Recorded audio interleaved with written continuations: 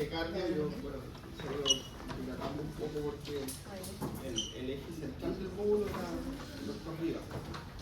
El doctor Rivas se adelantaron sus mellizos. Así que yo pido disculpas por él, pero voy a poder hacer las clases, está con el postnatal paterno. Entonces, y lo iba a hacer como con más tiempo porque va a ser un prematuro. Entonces lleva como un mes fuera. Así que él iba a dar las clases de enfermedades vasculares que van a tener con el doctor Valdés, ahora el 24. ¿Ya? Y va a empezar ahora el lunes el módulo respiratorio, que es el viernes ordenadito, que va a ser los mismos profesores que conocen ustedes, que son los profes de la respiratoria. Son los kinesiólogos que le decimos que hacen ahí. Así que eso. Ahora yo estoy haciendo esta clase de arritmias, de enfermedades valvulares y de insuficiencia cardíaca, así que un poco a compensar las clases que estuvieron al debe o no se hicieron, ya por parte del doctor Moreno. Así que vamos a hablar de lo que pues yo hago fisiotología en otra universidad y tengo estas clases y espero que lo entiendan. ¿Es sencillo? Sí. Ya. Entonces, cuando hablamos de una arritmia, es una alteración del ritmo. ¿Y qué consecuencias puede tener esto?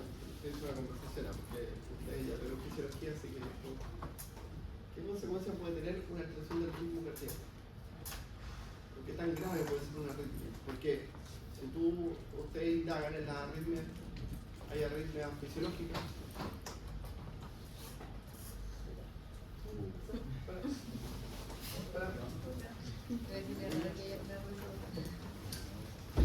Hay una arritmia fisiológica y la arritmia sinusal. La arritmia sinusal respiratoria es fisiológica, ¿no? ¿Sí? ¿La han visto? ¿La han escuchado? ¿No? ¿No saben lo que es? La arritmia sinusal respiratoria es cuando la frecuencia cardíaca aumenta cuando inspira. Por el cambio en la presión del tórax. Entonces, cuando cambia la presión del tórax, aumenta la frecuencia de complejos QRS en agua. Y después vuelve. Hay otras que son, por ejemplo, menos complejas, como los bloqueos de rama. Porque, a ver, aquí tienen que ir ustedes como contándome la historia. Yo un año le hablé de cosas de fisiología, entonces lo hice estudiar, igual que sus compañeros de segundo me venían a estar con ataque. Entonces, por ejemplo, ¿qué pasa si yo bloqueo las ramas cardíacas? ¿Qué alternativa tiene el corazón si yo bloqueo la rama derecha o la rama izquierda? Sobreexigir la rama contraria que no está bloqueada. O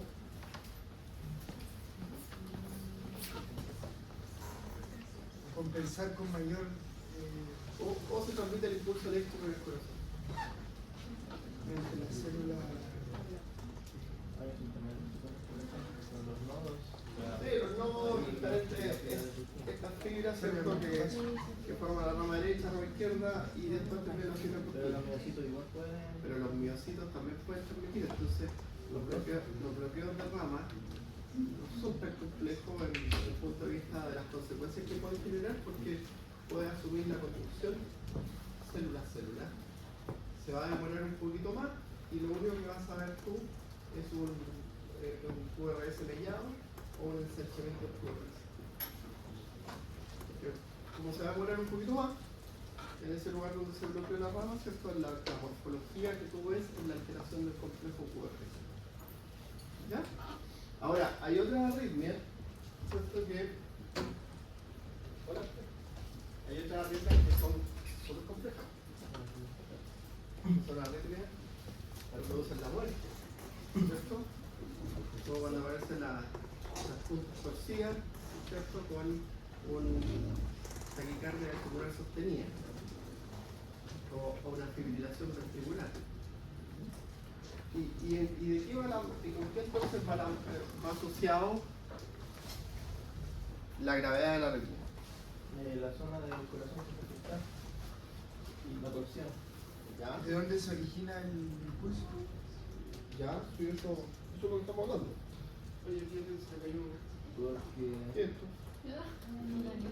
¿Era niño? Qué bueno. Ya. o sea, me imagino, por ejemplo, si está un ejemplo afectado a los ventrículos, puede ser más complicado. Ya, pero ¿cuál es la importancia de la secuencia de activación ventricular? Si sea pareja, sí, primero. Porque tiene una secuencia, ¿cierto? Ya llegó la compañera. Cumpleaños feliz, feliz, feliz. Te deseamos a ti, a ti.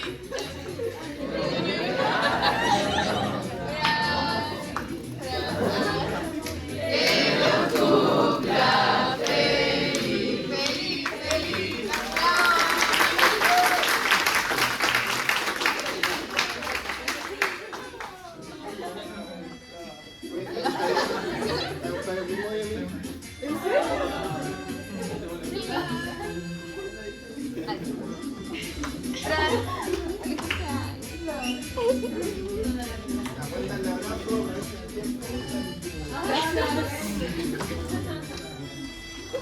Gracias a todos.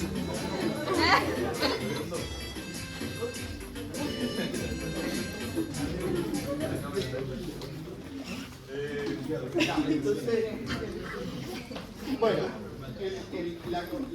la secuencia de activación del ventrículo, ¿cierto? Que parte del nodo sinoatrial, del corazón que parte del nodo sinoatrial y se difunde por los atrios y después cae en el nodo atrioventricular, sigue por el tabique y termina por las paredes de los ventrículos. Esa secuencia de activación permite que el corazón funcione correctamente como una bomba.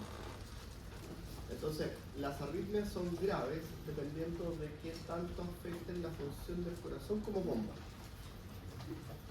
Esa es la gravedad, eso determina la gravedad de la arritmia.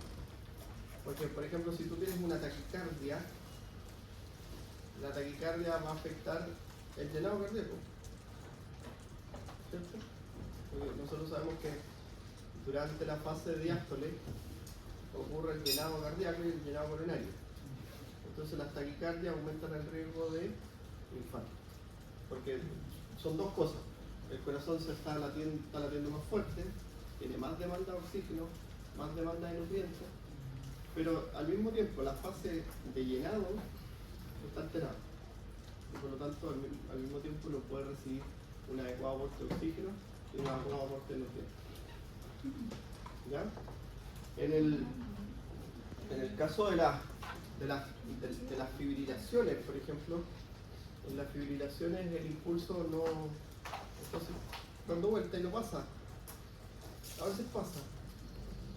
Y también depende, ¿cierto?, de la reversión, depende de si eso es persistente, de si genera o no genera impulso. ¿No?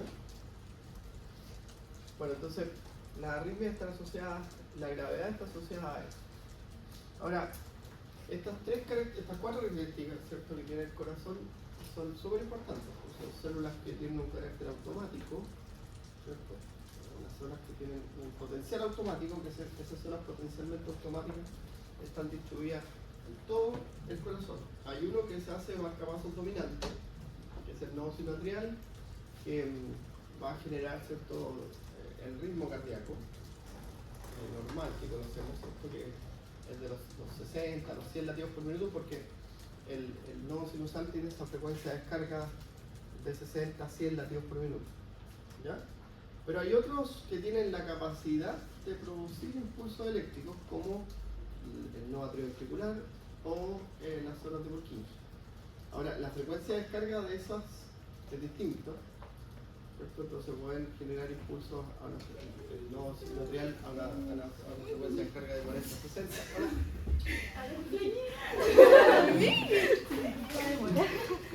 Felicidades. Ay, muchas gracias. Ya va a estar al cumpleaños feliz.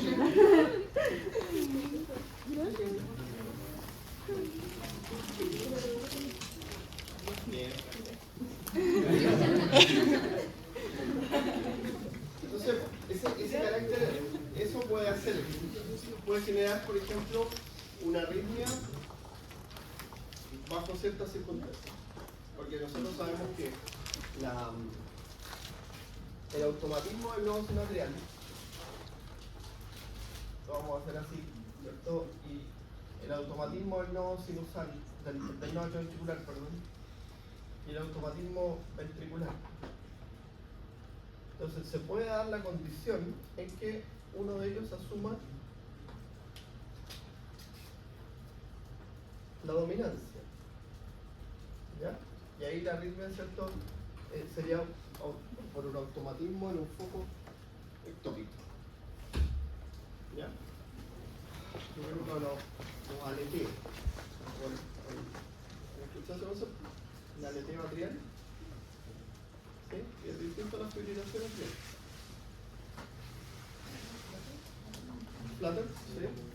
Entonces tú tienes aquí el atrio. Este es tu atrio, ¿cierto? El atrio tiene el nodo sinusal, donde genera el impulso, ¿sí? Pero tú tienes acá un foco que puede generar un impulso. Entonces, ahora, normalmente mientras más cerca esté del nodo sinusal, es más difícil. Porque más lo vaya a confundir tú con una extrasistolía, con una taquicardia, ¿sí? En cambio, si está más lejos, va a generar una morfología distinta de la onda P. Entonces va a ser mucho más fácil de discriminar.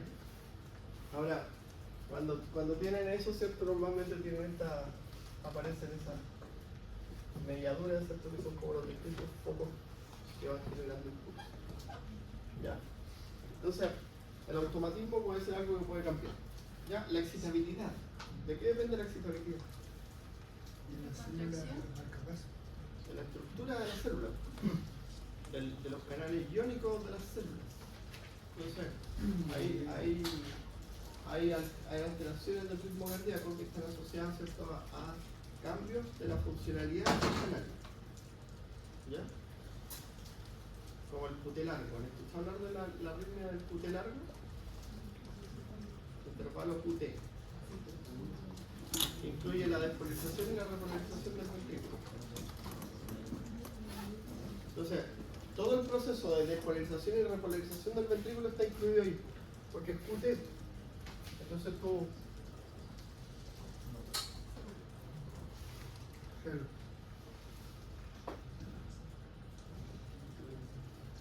¿Ya? Son alteraciones normalmente genéticas de los canales iónicos que afectan, ¿cierto? Y prolongan el intervalo QT. Ahora, el pero que tiene esa arritmia es que puede producir una complicación grave que es generar una taquicardia ventricular sostenida, y eso es mortal. Y ahora, ¿cómo se da cuenta usted? Midiendo el QT. ¿Quién se acuerda cuánto tenía que medir el QT? ¿No se acuerdan? Vamos a recordar que se lo vamos a preguntar. A ver, eso lo quiero. 0,4. Esto mide más o menos entre 8 y 10 cuadritos pequeños. ¿Sí? Entre 350 y 450 milisegundos. ¿Ya? Y eso lo obtienes como con el electro. Porque los electros se usan para detectar arritmia. Tienes que ser meticuloso en la lectura, en mirar. ¿Ya? Entonces, ojalá hoy día recordemos el electro y no se lo olvidemos. ¿Ya? Si nos demoramos más, me da igual porque yo estoy aquí como si las cosas las clases. ¿Ya? Bueno, entonces la excitabilidad depende de la funcionalidad de la estructura celular. ¿Ya? Entonces se pueden originar arritmias también por variaciones electrolíticas, por cambios del calcio, por cambios del potasio, por cambios del magnesio, que son los principales iones que regulan la excitabilidad celular. Entonces la hipomagnesemia, la hipocalcemia, la hipocalemia o la hiper producen arritmias. ¿Ya? Y eso tiene que ver con la excitabilidad celular. La conductividad se refiere a cómo está esta estructura funcional conduciendo el vector de despolarización que conversamos recién. En el atrio, en el nodo atrioventricular, por ejemplo, hay una arritmia característica que es el bloqueo atrioventricular. El bloqueo atrioventricular, ¿cierto?, es cuando el impulso se queda más tiempo en el nodo atrioventricular. que puede ser provocado por otras cosas, ¿cierto? Pero la causa más común es el aumento del tono vagal, por alguna causa. La conductividad puede estar como afectado por un infarto, por ejemplo. También. ¿Sí? Entonces, por ejemplo, en la conductividad tú tienes alteraciones de la conductividad que son fisiológicas, como por ejemplo el bloqueo atrioventricular. Pero también existen, y ahí qué bueno Matías que lo menciona, porque hay una alteración de la conductividad que se llama alteración de la conductividad anatómica, que es producto de que hubo un infarto y en esa zona quedó una cicatriz. Entonces en esa zona se afecta la conductividad. ¿Ya? Eso, porque de las características de instalación era el climatropismo, el dromotropismo y Eso es el traumotropismo. el dromotropismo que se Baja la conductividad. Claro. Entonces, hay varios tipos de alteraciones de la conductividad. ¿Ya? Las más comunes son la fisiológica y la anatómica. La fisiológica es que se afecta el proceso por bloqueo atrioventricular, por falla del aporte de oxígeno en algún sector, por ejemplo, cuando hay enfermedad coronaria, que eso lo vieron ustedes, que hay zonas del corazón que reciben menos aporte de oxígeno, entonces esas células van a tener una conducción del impulso más lenta. ¿Ya? El estado de acidosis igual. También, ¿cierto? Los estados de acidosis afectan más bien la excitabilidad de los estados de acidosis. Porque la acidosis afecta el balance del peso.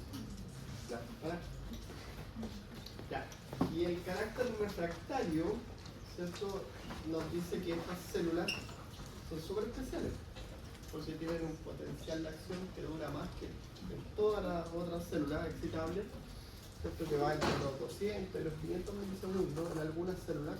Normalmente el promedio es entre 200 y 300 milisegundos, entonces estas células, esta es la que manda un potencial de acción y las excita todas, y los otros marcapasos ectópicos que están no pueden generar su impulso porque las células están o en periodo refractario absoluto, que dura un montón, más de 100 milisegundos, o en periodo refractario relativo, o en periodo supernormal, que son los tres periodos que tiene la célula cardíaca.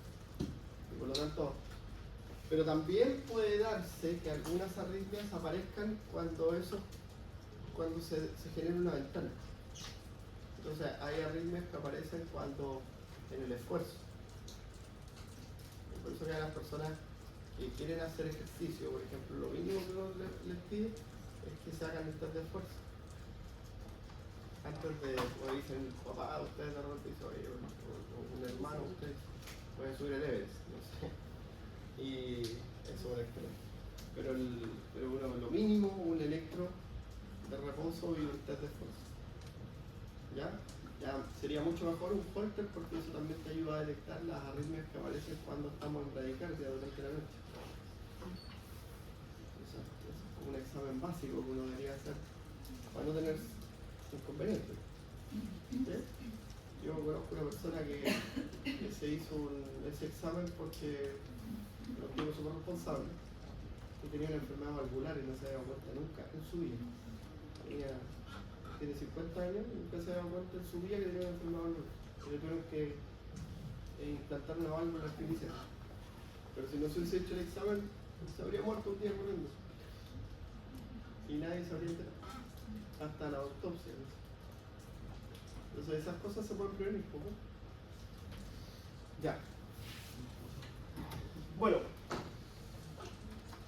El electro. El electro. Tantos dolores de cabeza, ¿cierto? Con un examen. Ya, el electrocardiograma, ¿cierto? Es un examen que permite visualizar la actividad eléctrica del corazón en la superficie del cuerpo. Ya, para eso tiene un hardware, ¿cierto? Que va conectado a unos electrodos que recogen la información, y ese hardware lo que hace es limpiar la señal del músculo y la señal del nervio, que son señales que pueden interferir con lo que está haciendo. ¿Ya? Hay distintas modalidades de reposo, que están viendo ustedes ahí, hay de movimiento, ¿cierto? La diferencia que tiene el electro de reposo con el electro de movimiento es que el de movimiento tiene otro software añadido, ¿cierto? Que hace una limpieza. Entonces el electro de movimiento te entrega lo mismo, pero con las desviaciones estándar de las variaciones que ocurrieron durante el esfuerzo. Nada más.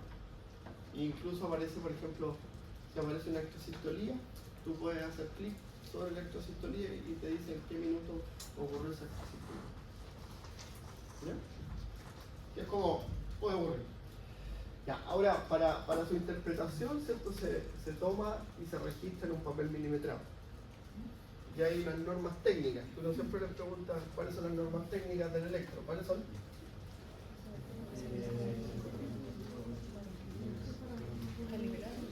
La norma técnica se refiere a la configuración que tiene. Claro, la norma técnica es poner los electrones en su posición. Una. La segunda, que el papel corra a 25 minutos por segundo, porque de esa forma tú puedes interpretar los valores. Y lo otro es que tenga una amplitud de 10 minutos por milivolt y que sea tomado el papel milimetrado. ¿Ya? Entonces, y eso por ejemplo ustedes lo ven aquí, ahí dice 25 minutos por segundo, 10 minutos por milivolt. También aparece ese aparatito, ¿cierto? Para medirlo. Eso que mide la amplitud, los 10 cuadritos. Ahora, cuando tú lo miras, ¿cierto? Tú dices, oye, cada cuadrito pequeño, cada cuadrito grande, ¿vale? ¿Cuánto? Para largo. Vamos a hacerlo así, porque como hay milimetrado.